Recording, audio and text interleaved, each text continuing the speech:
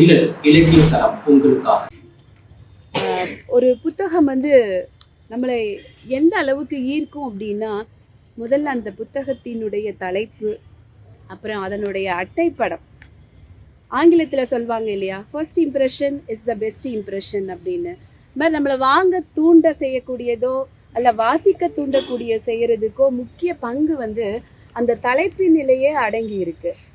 அந்த வகையில் ஒரு அருமையான தலைப்பு, மலரினும் மெல்லிது. அதோட நிறுத்திட்டாங்க. நமக்கு அடுத்த ஒரு கேள்வி இருக்கும், நம்ம அறிந்து கொண்டது ஒன்று இருக்கும். அப்போ இவங்க எதை குறிப்பிட்டு இருக்காங்க அப்படிங்கிற ஒரு ஆர்வத்தை வந்து முதல்லையே அந்த தலைப்பானது வந்து நமக்கு தூண்ட செய்யுது. அது மட்டும் இல்லாமல் இதில் இருக்கக்கூடிய அந்த ஓவியங்கள், உள்படத்தில் இருக்கிற ஓவியங்கள் வந்து என்ன ரொம்ப கவர்ந்துருக்கு. அதனுடைய ஓவியர் யார் அப்படின்னா, தமிழ் அப்படிங்கிறவர் ஒரு கதைக்கும் அது கடைசியாக இடம்பெற்றிருக்கக்கூடிய கட்டுரைக்கும் சேர்த்து அவ்வளவு அழகாக ஒரு பொருத்தமான ஒரு ஓவியங்களாக வளர்ந்துருக்காரு. அந்த வகையில் இந்த புத்தகம் வந்து எல்லாரையுமே வாசிக்கக்கூடிய ஒரு ஆர்வத்தை உண்டாக்கக்கூடிய வகையில் இந்த தலைப்பே இருக்குது அப்படிங்கிறத முதல்ல நான் பதிவு பண்ணிக்கிறேன். முதல்ல மலர் சுவை தும்பியின் மது நிறை ரீங்காரம். எப்படி இவங்க தேர்ந்தெடுத்த வார்த்தைகளையே பயன்படுத்தியிருக்காங்க. தமிழ் வந்து எவ்வளவு செழுமையானது வளமையானது நமக்கு தெரிஞ்சிருந்தாலும் இதை படிக்க நமக்கும் கிட்டத்தட்ட அந்த மலர் சுவை தும்பியோட ஒரு உணர்வு ஏற்படுது. அந்த கவிதைகளையோ அந்த கவி நிறைந்த வரிகளாக வந்து இதில் இருக்குது. வெறும் வார்த்தைகளாக வாசித்து கடக்க முடியலை. ஒன்றையும் நம்ம வந்து அதை உள்வாங்கி கிரகிச்சு அதுக்கு தகுந்த மாதிரி இருக்குது. இதில் வந்து மொத்தமாக நமக்கு ஒரு 11 கதைகள் அளவில் அந்த பெண் கவிஞர்களை குறிப்பிட்டு எழுதியிருக்காங்க. நமக்கு சமகாலத்தில் பெண் கவிஞர்கள் நிறைய உருவானாலும் சங்ககால பெண்களை பற்றி அறிஞ்சிக்கிறதுக்கு வந்து நிறைய ஆர்வம் இருக்கும். அதுலேயும் அந்த கவிஞர்கள் அப்படிங்கிறப்போ கூடுதலான ஒரு ஆர்வம் இருக்கும். அதில் இன்னொரு சிறப்பு அம்சம் என்ன அப்படின்னா, அந்த பெண் கவிஞர்களுடைய காதல் தான் இதில் ஃபுல்லாக நிறைஞ்சிருக்கு. அந்த காதல் அப்படிங்கிறது எல்லாரையும் எளிதில் வசப்படுத்தக்கூடியது இல்லையா. காதல் வயப்படுறதோ அல்லது காதலிக்கப்படுவதோ வந்து ஒரு சுகமான அனுபவம். எல்லாருக்குமே தன்னோட வாழ்க்கையில் வந்து இந்த ஒரு இடத்த நின்று நகர முடியாது. எப்படி ஒரு மலர்வனத்தை கடக்கும் பொழுது ஒரு நறுமணத்தை நுகராமல் கடக்க முடியாதோ, அதே போல் அந்த 11 வயதுலேயும் சரி இல்லை அதற்கு பின்னாலேயும் சரி காதல் அப்படிங்கிற உணர்வு வந்து எல்லாருக்குள்ளேயும் கண்டிப்பாக வந்து போகும். நம்ம பார்த்து வியந்த இல்லை நமக்கு ஒரு பெண் புலவர் அப்படி, இப்போ உதாரணத்துக்கு ஔவை அப்படின்னா நமக்குள்ளே தோற்றம் வரக்கூடியது ஒரு வயதான மூதாட்டி, கம்பு ஊன்றிய ஒரு வயதான ஒரு மூதாட்டி.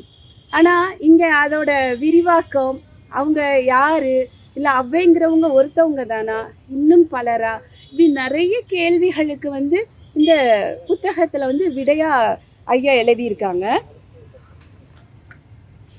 அதே போல் இந்த காதல் வந்து எல்லாருக்கும் பொதுவானதுன்னு சொன்னேன்.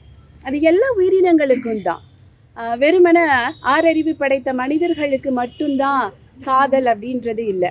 ஏன்னா நம்ம சங்ககால பறவையில் அந்த அன்றில் பறவைகளை எடுத்துக்கிட்டாலே, ஒரு பறவை தன்னுடைய துணையை நீங்கினா உடனே ஒரு அவல குரல் எழுப்பும்.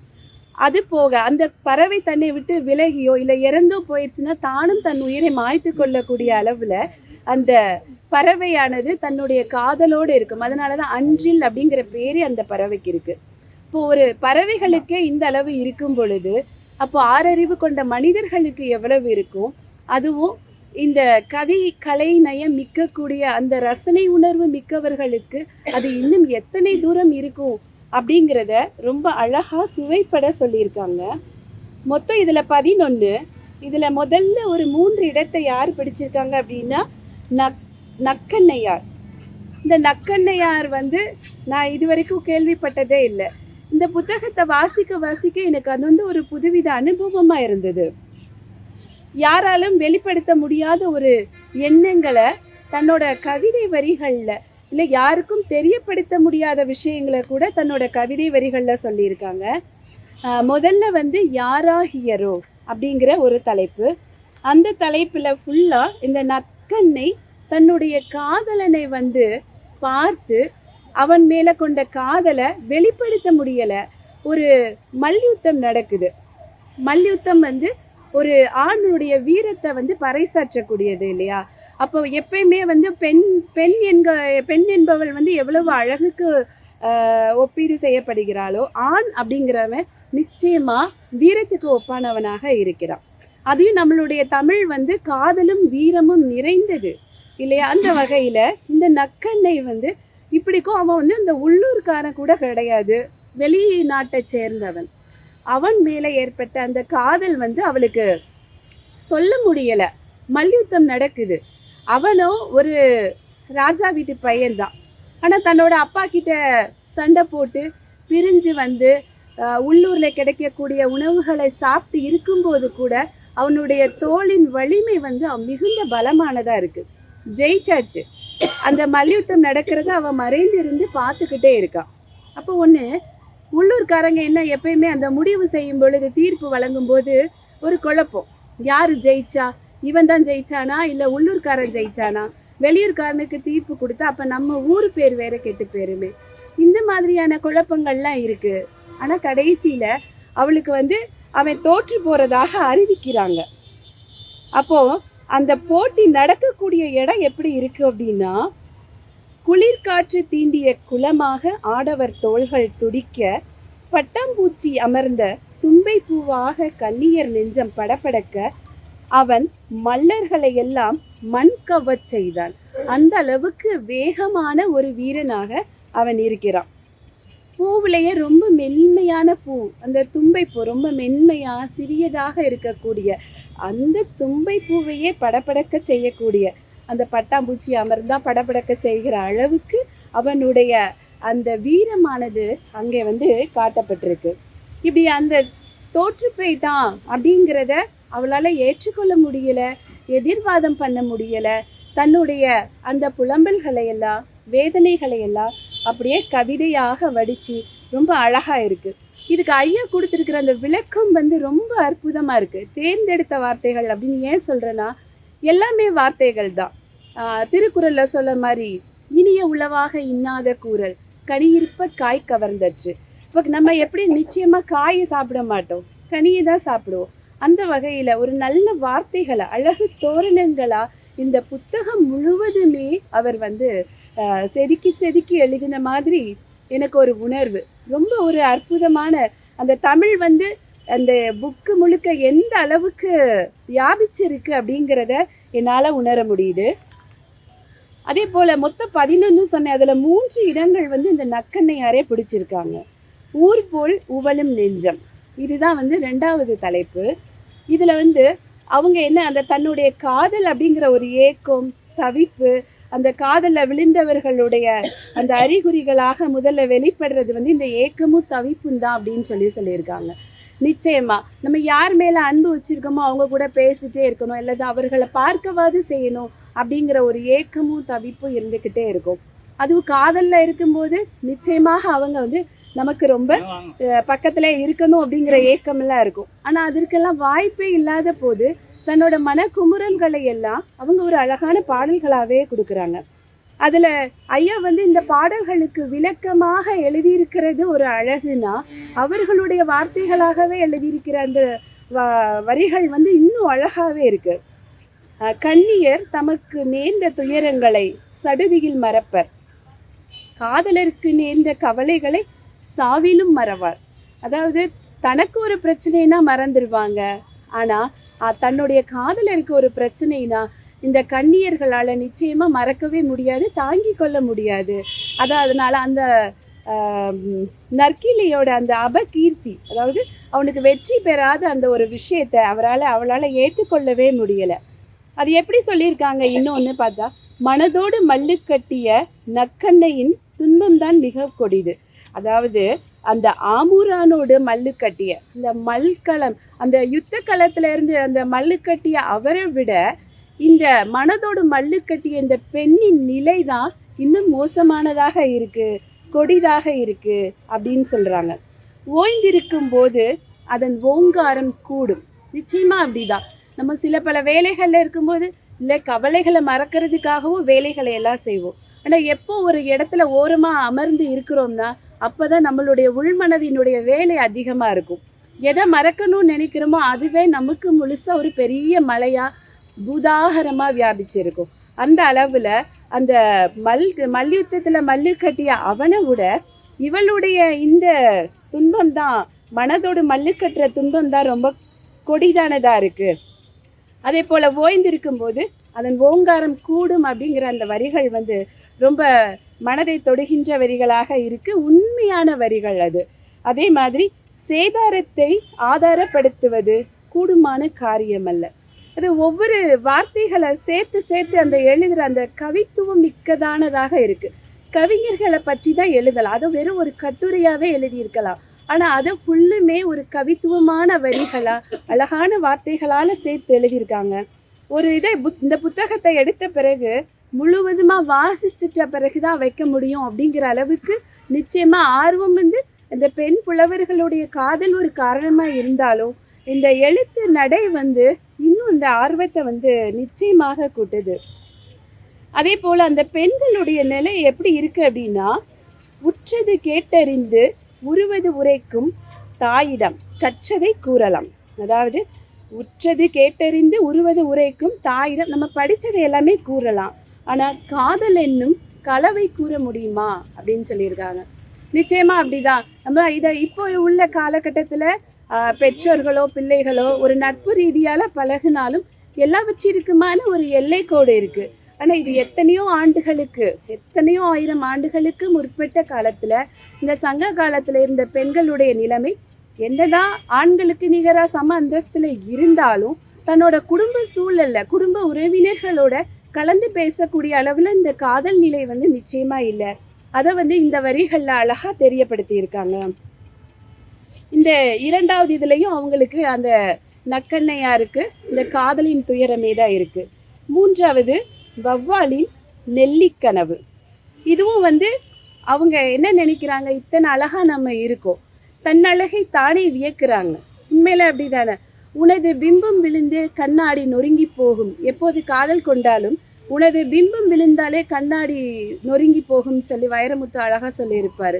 அதே போல் தன்னுடைய அழகை தானே எப்போ வியந்து பார்ப்பாங்க அப்படின்னா, நிச்சயமாக தன் மனசுக்குள்ள காதல் அப்படிங்கிற ஒரு பூ மலரும் பொழுது தன் அழகு பேரழகா எல்லாருக்குமே தோன்றும். அந்த மாதிரி தானே வியந்து பார்க்குறாங்க. ஆனால் அதனால் பலன் என்ன? அவரோட காதலர்கிட்ட காதலை சொன்ன பாடு இல்லை, சேர்ந்த பாடு இல்லை. அப்போ அதனுடைய பலன் வந்து நமக்கு கிடையாது. அப்படிங்கிறதுனால அவங்களுக்கு அந்த எண்ணம் வந்து தீரா வலியை வந்து கொடுக்குது. அதே போல் இந்த வீரனுடைய வீரத்தை வந்து இன்னொரு புலவரும் வந்து என்ன சொல்கிறாரு தன்னோட பாட்டில் அப்படின்னா, இந்த இவ்வளோ ஒரு திறமையான வீரன், அவனுக்கு ஒரு சகோதரி கூட இருக்கிறா ஐயை அப்படின்னு சொல்லிட்டு, அவளுடைய அறிவு வந்து அந்த சங்க காலத்திலே ரொம்ப பிரசித்தி பெற்றது. ஆனால் இந்த வீரனுடைய இந்த வீரம் அவனுடைய தந்தை காண வேண்டும், அந்த அளவுக்கு சிறப்பாக அவன் வந்து இந்த மல்யுத்தம் செய்கிறான், அந்த அளவுக்கு வீரனாக இருக்கான் அப்படின்னு சொல்கிறாரு. அப்போ ஒரு பெண் வந்து அவனை காதல் கொண்டு அவனை புகழ்றதுல ஆச்சரியம் கிடையாது. ஆனால் இன்னும் ஒருத்தர் வந்து அவனுடைய வீரத்தை புகழ்ந்து அவன் பிரிந்திருக்கக்கூடிய அந்த தந்தையும் காணணும் அப்படின்னு சொல்கிற அளவுக்கு அந்த ஆண் இருந்திருக்கான் அப்படின்னா அவன் எத்தகைய சிறப்பானவனாக இருந்திருக்கக்கூடும் அப்படின்னு மனசில் வந்து தோணுது. இந்த முதல் மூணும் வந்து இந்த நக்கண்ணையாரை சொல்லுது. இதில் வந்து இந்த ரெண்டாவதாக அடுத்து 4, 5, 6 இந்த இடங்களை வந்து யார் வராங்க அப்படின்னா வெள்ளி வீதியார். இந்த வெள்ளி வீதியார் அப்படிங்கிற பேரை நிச்சயமாக வந்து நான் இதில் தான் நான் தெரிஞ்சுக்கிட்டேன். ஏன்னா தமிழில் செயலில் படித்த பாடல்களில் தவிர கொஞ்சம் வேணால் தெரிஞ்சிருக்குமே தவிர முழுமையான ஒரு சங்க இலக்கியத்தை படித்த உணர்வு வந்து இந்த புத்தகத்தை படித்தபோது கிடைச்சிது. அதில் கரணம் தப்பினால் மரணம் அப்படின்னு சொல்லிட்டு ஒரு வரி வரும். இத்தனை நாள் வரைக்கும் இந்த கரணம்னா இந்த வேடிக்கை சர்க்கஸ் செய்கிறவங்க இந்த மாதிரி அதெல்லாம் தான் நான் யோசிச்சுட்டு இருந்தேன். ஆனால் இதில் கரணம் தப்பினால் மரணம்னு இருக்குது. அது வந்து திருமண நிகழ்வு, அதாவது ஒருத்தருடைய ஏற்படக்கூடிய அந்த திருமணம் நம்ம விரும்பியவரோட நடக்கலை அப்படின்னா அது மரண அவஸ்தைக்கு ஒப்பானது. அப்போ கரணம் அப்படிங்கிறது தான் திருமணம் அப்படின்னு இதில் குறிப்பிட்டிருந்தாங்க. எனக்கு ஒரு சந்தேகம், எப்பயுமே எப்பொருள் யார் யார் வாய் கேட்பினும் அப்பொருள் மெய்ப்பொருள் காண்பது அறிவு அல்லவா. நானும் உடனே கூகுள் எல்லாம் போய் இன்னும் கரணம்னா கல்யாணம்னு போட்டிருக்காங்களே அப்படின்னு பார்த்தா அதில் அப்படிதான், அதுக்கு இன்னும் முழு நீள விளக்கம் அதில் இருந்தது. அப்போ எவ்வளவு அவங்க பயன்பாடு, தமிழ் வார்த்தைகளை பயன்பாடு செய்திருக்காங்க, எவ்வளவு வார்த்தைகளை நம்ம தெரிஞ்சுக்க முடியுது அப்படிங்கிறது இருந்தது. அந்த அளவுக்கு இதில் இந்த வெள்ளி வீதியார் அவங்க வந்து என்ன பண்ணுறாங்க, தானும் ஒருத்தரை விரும்புகிறாங்க. ஆனால் அவரோட பேரை குறிப்பிடலை, காதலனை யாருமே காட்டி கொடுக்கல. ஆனால் அவங்க காதல் வந்து அவர்களை காட்டி கொடுக்கிறது. எப்போதுமே அவர்களுடைய காதல் வந்து என்ன பண்ணுது, இதில் வரக்கூடிய பெண்களுடைய நிலைமையை வந்து வெளிப்படுத்துது. எதனால் அப்படின்னா நிச்சயமாக அது அவர்களுடைய கவி புலமையால். இப்போ எந்த அளவுக்கு ஒரு பெண் வந்து தான் நேசிக்கிற ஒரு ஆணை வந்து விரும்புகிறாள், அவன் மேல் எவ்வளவு மயக்கம் இருக்கிறது அப்படிங்கிறத கூட அவங்க அந்த கவிதை புலமையில் சொல்லும்போது ரொம்ப அருமையாக இருக்குது. அப்புறம் அவங்களுடைய நிலையையும் வந்து பாடலாக வெளிப்படுத்துகிறாங்க. அது எப்படி இருக்குன்னா, வெயில் கொளுத்தும் வேளையில் வெம்பாறையில் வெண்ணெயை காய வைத்து அதற்கு கையில்லாத ஊமையனை காவல் வைத்தது போல காதலை அடக்கவும் முடியாமல் வெளியிடவும் இயலாமல் தொண்டைக்குள் மீன்முள் சிக்கியது போல தவிக்கிறது வெள்ளி வீதியின் மனது. எவ்வளோ அழகா இருக்கு. ஒரு பாறையில், வெயில் காய்கிற ஒரு பாறையில் அந்த வெண்ணெயை உருக வச்சா அதுக்கு காவலுக்கு கையே இல்லாத ஒருத்தரை காவல் வைக்கிறாங்க. அவரால் அதை கூட்டி அள்ள முடியுமா? அந்த வெண்ணெயை பாதுகாக்க முடியுமா? இல்லை தொண்டைக்குள்ளே சிக்கிய மீன் முள்ளை வந்து விரல் விட்டு தான் எடுக்க முடியுமா? இந்த அளவுக்கு ஒரு துயரமான ஒரு துன்பத்தை தரக்கூடியதாக அந்த காதல் நோய் வந்து அவங்கள பாடாப்படுத்துது. அந்த அளவு அவங்க தன்னுடைய அந்த வேதனைகளை வந்து பாடல்களாக எழுதி வச்சிருக்காங்க. மிகவும் அற்புதமாக எழுதியிருக்காங்க. இவங்க என்ன சொல்கிறாங்க அப்படின்னா, அந்த வெள்ளி வீதியார் வந்து ஒரு பெண் கவிஞர்களும் எப்பயுமே இன்னொருத்தவங்களை வந்து ஆங்கிலத்தில் சொல்கிறது மாதிரி ஒரு ரோல் மாடலாக எடுத்துப்பாங்க.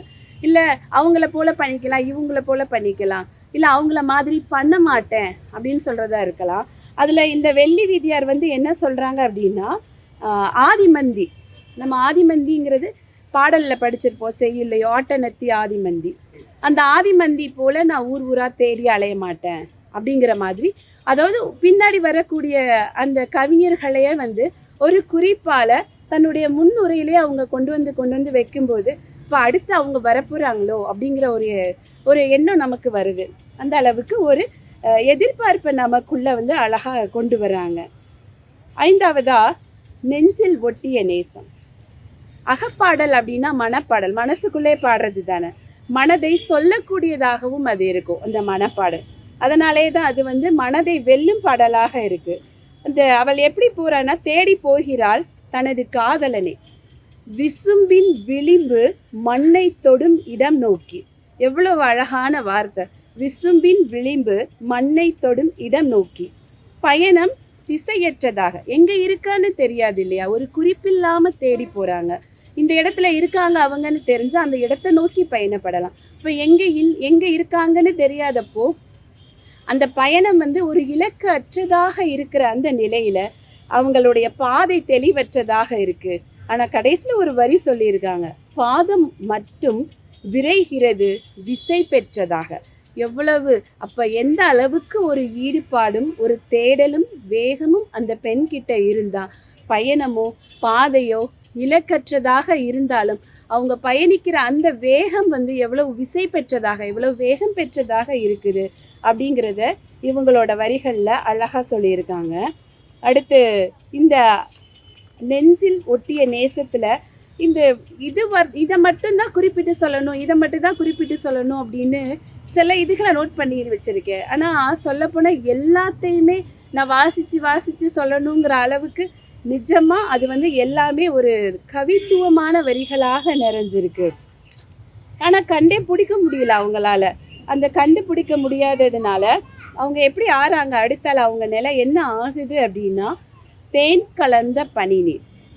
பொதுவாக காதல் வந்து எங்கே செல்லும் அப்படின்னா, இந்த வண்ணதாசனையா காற்றுக்கு சொல்லியிருப்பாங்க, காற்று அப்பால் செல்லும், ஜன்னலுக்கு அப்பாலும் செல்லுங்கிற மாதிரி சொல்லியிருப்பாங்க.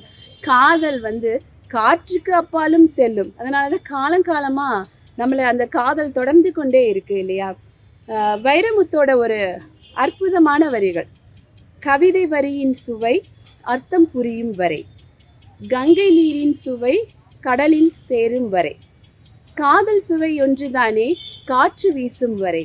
அழகா சொல்லியிருப்பார். இது ஒரு திரைப்படத்துல வரக்கூடிய ஒரு பாடல். நிச்சயமா ஒரு கவிதை மேல இருக்கக்கூடிய ஈர்ப்பானது, ஒரு ஒரு கவிதை ஆகட்டும், எதுவா இருக்கட்டும், அது மேல இருக்கக்கூடிய ஈர்ப்பு அது முழுமையா நம்ம புரிஞ்சுக்கிற வரைக்கும். அது என்ன சொல்லுவோம், கேட்டு கேட்டு சலிச்சிருச்சுங்கிற வார்த்தை சொல்லுவோம். ஆனா அதுக்கு அர்த்தம் அது கிடையாது. அதனுடைய அர்த்தம் நமக்கு முழுமையா தெரிஞ்ச பிறகு அதன் மீதான ஒரு ஈர்ப்பு குறைஞ்சிருது. அதே மாதிரி கங்கை நீராகவே இருந்தா கூட அது கடல்ல கலந்த பிறகு அது கடல் நீராக மாறுது, தன்னை இழந்து அது இன்னொருதாக உருமாறிக்கொள்கிறது. அப்ப அதை நம்ம கங்கை நீரின் எடுத்து நம்மளால அள்ளி பருக முடியாது. ஆனால் காதல் சுவை மட்டும்தான் இந்த காற்று வீசுகிற வரை. அப்போ இந்த காற்று எப்பெல்லாம் வீசுதோ, இந்த காற்றுக்கு அழிவே கிடையாது இல்லையா, அது ஒரு பிரபஞ்சம். அப்போ அந்த காட்சிக்கு இருக்கிற வரைக்கும் இந்த காதல் இருக்கும் அப்படின்னு சொல்லி வைரமுத்து சொல்லியிருப்பாரு. அது எனக்கு இதை வாசிக்கும் பொழுது எனக்கு அது தன்னை எறியாமலே தோணுது. அது மட்டும் இல்லாம இந்த வெள்ளி வீதியாரை வாசிக்கும் பொழுது இன்னொன்று ஒரு கவிதையும் எனக்குள்ள தோணுச்சு. இது நான் வாசித்தது. எப்பயுமே மழையில் நனைகிறவனுக்கு மேகங்களின் முகவரி தேவைப்படாது இல்லையா, அது போல நல்ல கவிதைகளை வாசிக்கும்போது எல்லாருடைய பெயரோ இல்லை எதுவோ பதியாது. ஆனால் வாசித்த வரிகள் நம்மளை பாதிச்சிருந்தது அப்படின்னா நிச்சயமா அது நம்ம மனசுக்குள்ள எப்பொழுதுமே இருக்கும். அது மாதிரி ஒரு கவிதை வரி நான் வாசித்தது. யார் எழுதியன்னு எனக்கு இன்னைக்கு வரைக்குமே தெரியாது. பிரபஞ்சத்தில் அவன் மட்டும்தான் இருக்கிறானா? இல்லை இல்லை, பிரபஞ்சமாய் அவன் மட்டுமே இருக்கிறான். எவ்வளவு அழகான இது. இந்த பிரபஞ்சத்துல அவன் மட்டும்தான் இருக்கானா? இல்லை, கிடையாது. இந்த பிரபஞ்சமே அவன் தான். அப்ப இந்த எல்லாமே எனக்கு அவன் தான் அப்படிங்கிற மாதிரியான ஒரு உணர்வு தரக்கூடிய வரிகள். அந்த அளவு காதலை இந்த சங்ககால பாடல்ல அவ்வளோ தூரம் அழகா சொல்லியிருக்காங்க. இந்த வெள்ளி வீதியார் தேன் கலந்த பனி நீர் அப்படிங்கிற இதுல.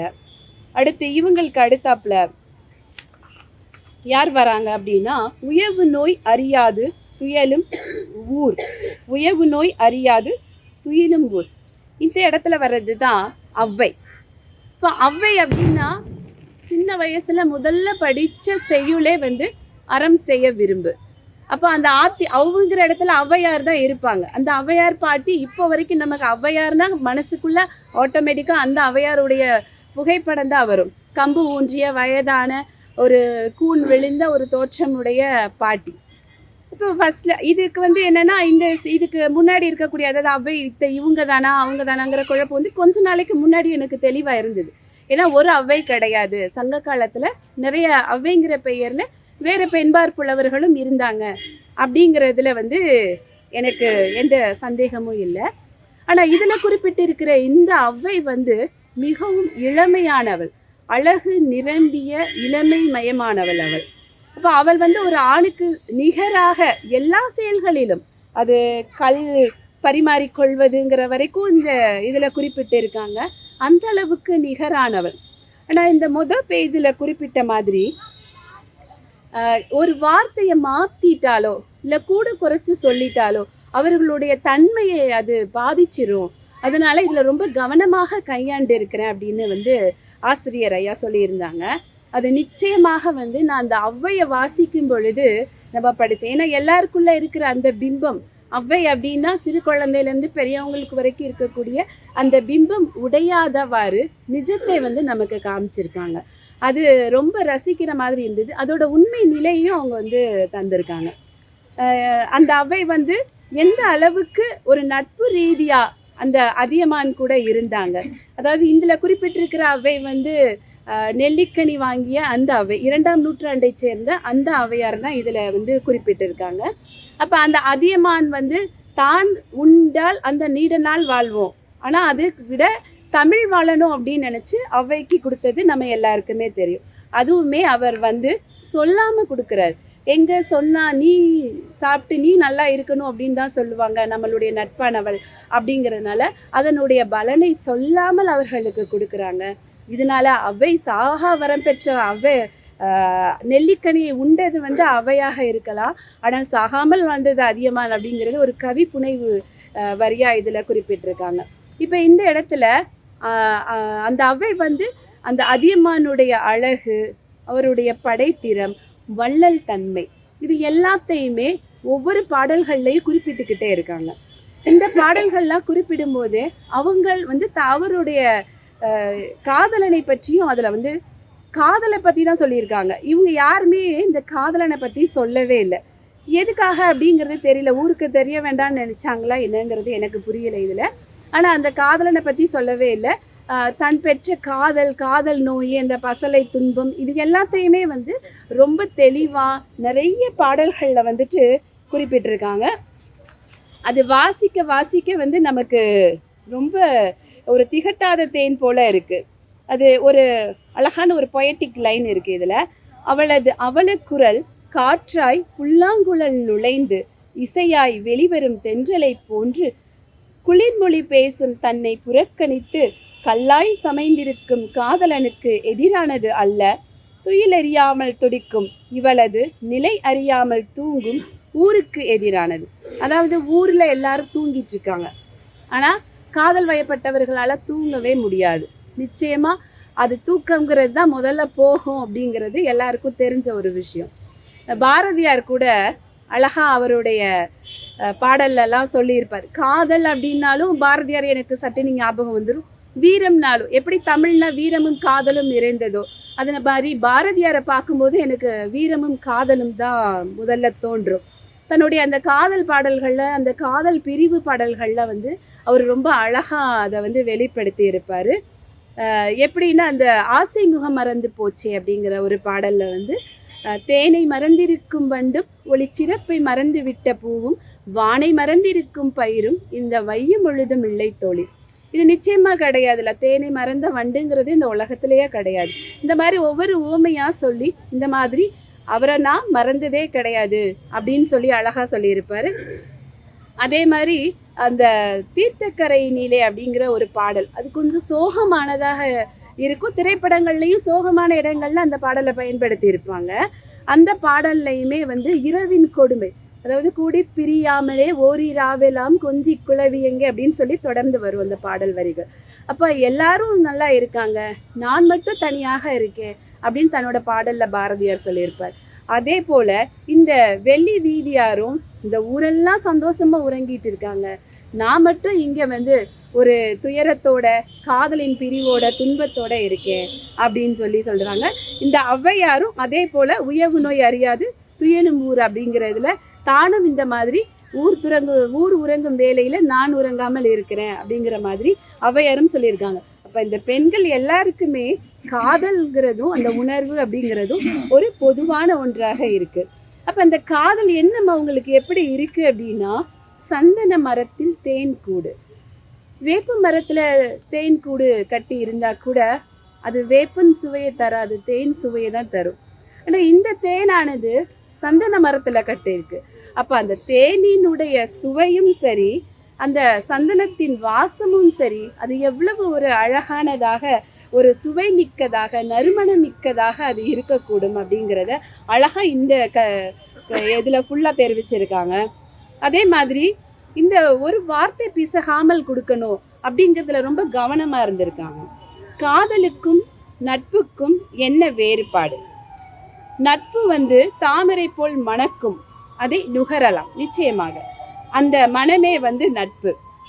ஆனால் தாமரையில் வழியும் தேனை சுவைக்கலாம், அந்த சுவையே காதல். அப்போ அந்த வெறும் நறுமணத்தை மற்றும் நுகர்ந்து கொண்டோமானால் அது நட்பாகவும், இல்லை அந்த தாமரையினுடைய தேனை நம்ம சுவைத்தோமானால் அது காதலாகவும் அவர் வந்து தெரிவிச்சிருக்காங்க. அதாவது தாமரை தந்தாது ஊதி நீனிசை சாந்தில் தொடுத்த தீந்தேன் போல அப்படின்னு சொல்லியிருக்காங்க. அதாவது தாமரையில் சேகரித்த தாதை, அந்த தேனை சந்தன மரத்தில் கட்டிய கூட்டில் சேகரித்ததாம் தேனி. அந்த தேன் வந்து தாதின் சுவையும் சந்தன மரத்தின் மனமும் கொண்டதாம். அதாவது மணக்க ருசிக்க தகுந்த தேன். அது போக இவங்க அதில் அந்த குறிப்பிட்டு நிறைய வார்த்தைகளால் எழுதியிருக்காங்க. இது மட்டும்தான் அப்படிங்கிறது என்னால் சொல்ல முடியல, அந்த அளவு இருக்குது.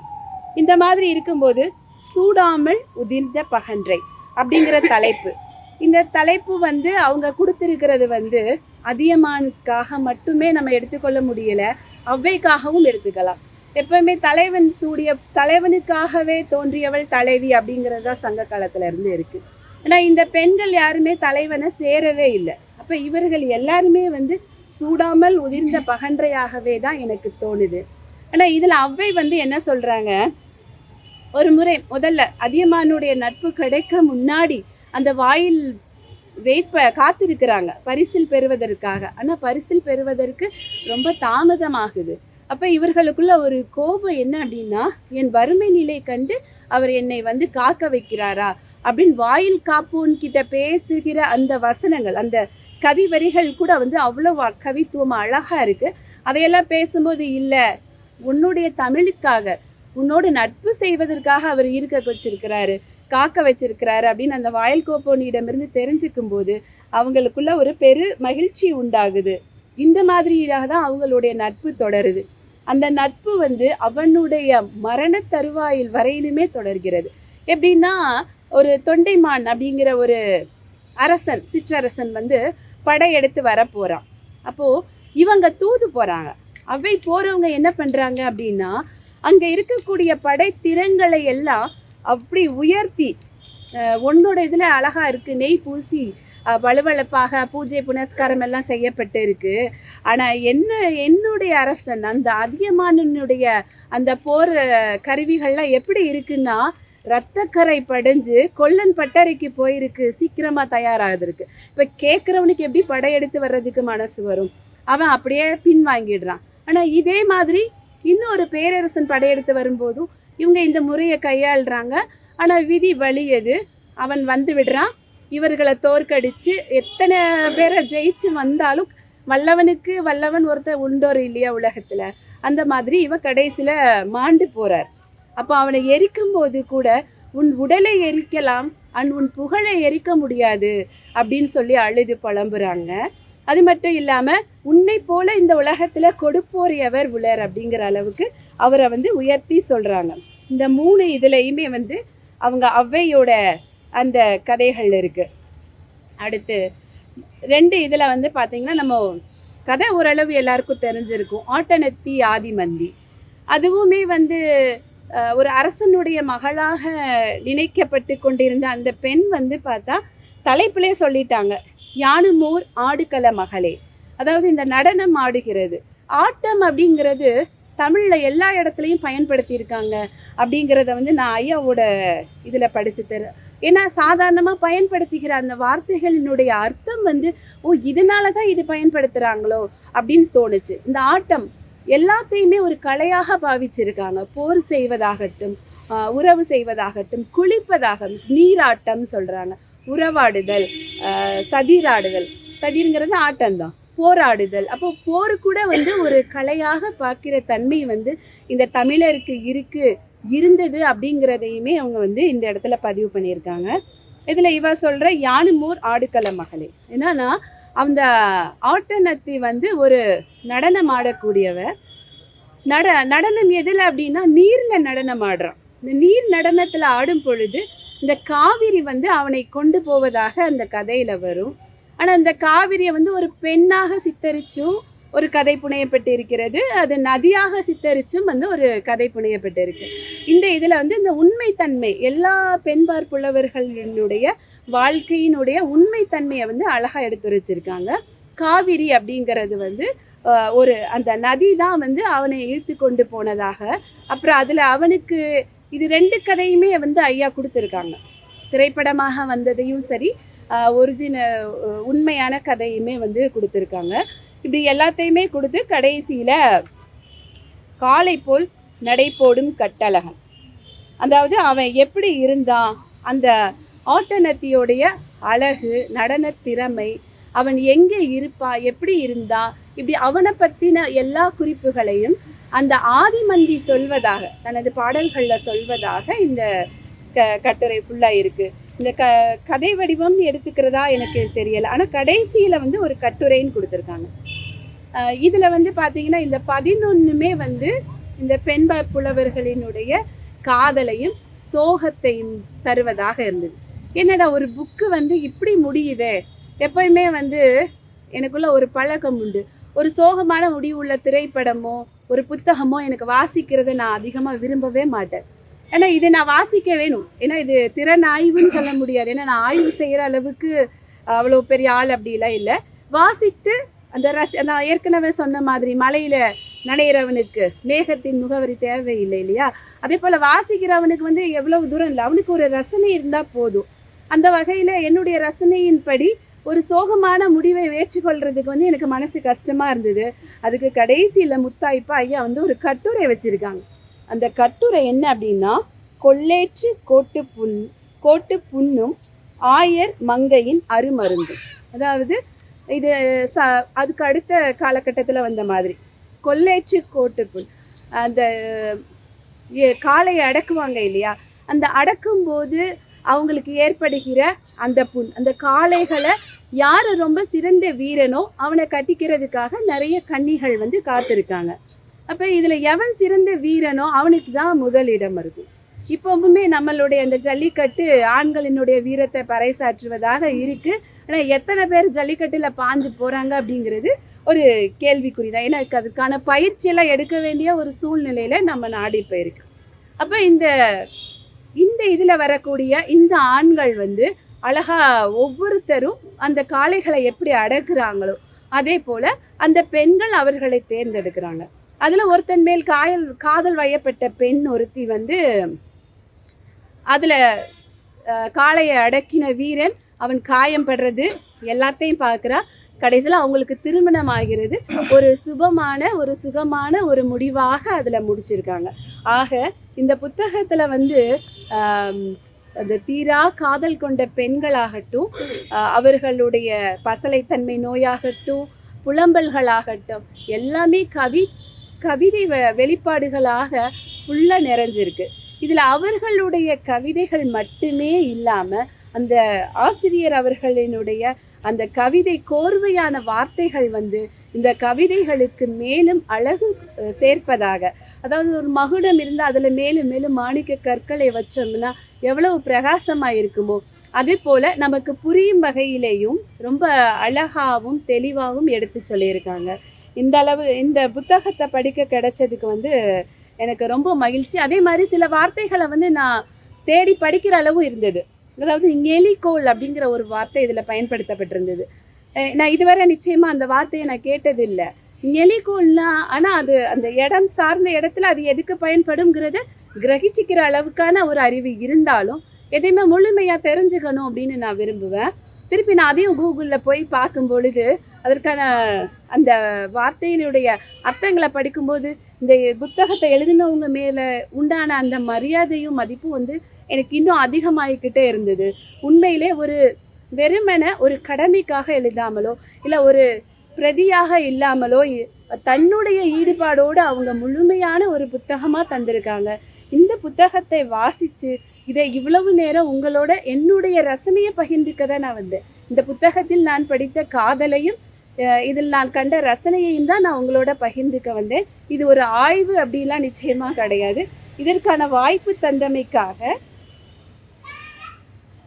தலைமை ஐயா திரு ஆர்.கே. லோகநாதன் அவர்களையும், முன்னிலை வகிக்கின்ற திரு எஸ். ஜானி சவுந்தர் திருச்செல்வம் அவர்களையும், ஏற்புரை ஏற்கக்கூடிய இதழாசிரியர் திரு ஐகோ என்ற பரதிபாலன் அவர்களையும், நன்றியுரை வழங்கக்கூடிய திரு நெல்லை ஜாஃபர் அவர்களையும், இந்த பொதிகை எழுத்தாளர்கள் கூட்டமைப்பினையும், இங்கே இத்துணை நேரம் என்னுடைய பேச்சை பொறுமையாக கேட்டுக்கொண்டிருந்த உங்கள் அனைவருக்கும் எனது மனமார்ந்த நன்றி.